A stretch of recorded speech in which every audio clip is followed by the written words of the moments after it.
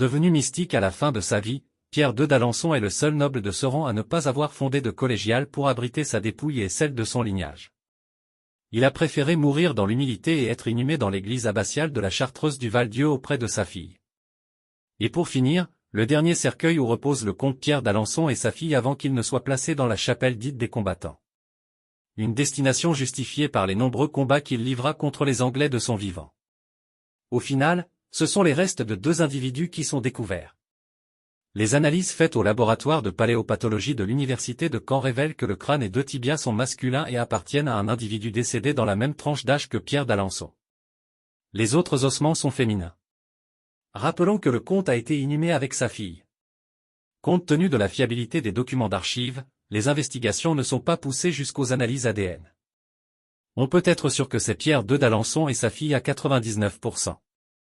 Le 1% restant est une marge de prudence. Il faut être fou pour rebondir dessus. Méticuleusement nettoyé, la réduction du squelette est dûment photographiée pour illustrer le rapport scientifique qui a découlé de cette exploration. Tout a été fait dans les règles avec l'autorisation du maire et du service régional de l'archéologie. Pattu de Saint-Vincent achète également chez un antiquaire un bas-relief en calcaire représentant une descente de croix, datée du XVIe siècle.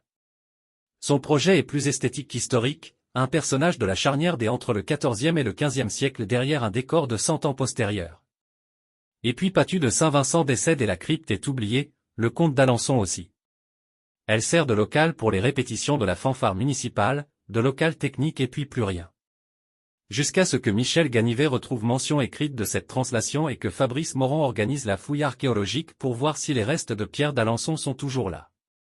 Les ossements sont effectivement là. Le coffret de bois a pourri. C'est donc dans les ruines de cette église que les restes de Pierre II sont exhumés en 1865, à l'initiative du baron Pattu de Saint-Vincent, à la recherche d'un hôte pour la crypte de l'église du Pin-la-Garenne dont il a financé l'agrandissement et l'embellissement.